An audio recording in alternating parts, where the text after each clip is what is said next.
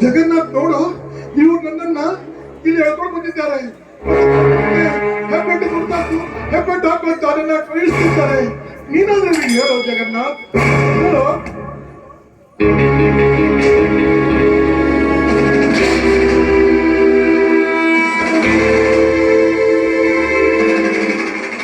ಯಾಕೋ ಯಾಕೋ ನನ್ನ ಪೀಡಿಸ್ತಿದೀಯಾ? ಬಿಟ್ಟು ಬಿಡೋವನ್ನ.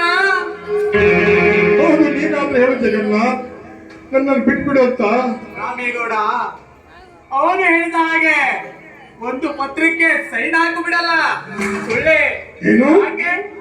ಇಷ್ಟಕ್ಕೆಲ್ಲ ಕಾರಣ ನೀನ ನನ್ನ ತಂಗಿಯ ಗಂಡನಂದು ನಿನ್ನ ಮೇಲಿಟ್ಟ ವಿಶ್ವಾಸ ಎಲ್ಲ ಸುಳ್ಳಾಗೋಯಿತು. ಯಾವತ್ತಿಂದ ಈ ಕಾರಸ್ಥಾನ ಮಾಡ್ತಿದ್ದೀಯ? ಅಷ್ಟಕ್ಕೂ ನನ್ನ ಜಮೀನನ್ನು ನಾನು ಯಾವತ್ತೂ ನಿನಗೆ ಬಿಟ್ಟು ಕೊಡಲಾರೆ.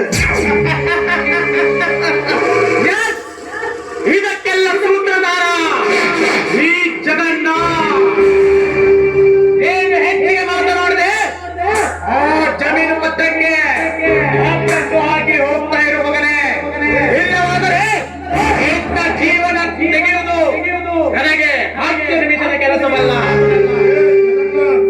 ನಾನು ಯಾಕೆ ನಿನಗೆ ಈ ಜಮೀನಿಗೆ ಸಹಿ ಹಾಕಬೇಕು?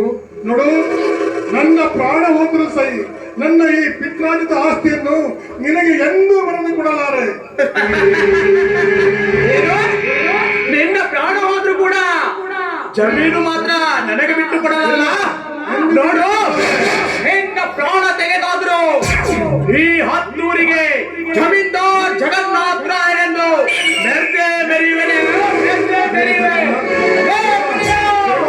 ಬೇಡ ಜಗನ್ನಾಥ್, ಬೇಡ ಕಣು, ಬೇಡ ಕಣು. ಕೈ ಮುಗಿತೀನಿ, ನೀನು ಕೈ ಮುಗಿತೀನಿ, ಕೈ ಮುಗಿತೀನಿ.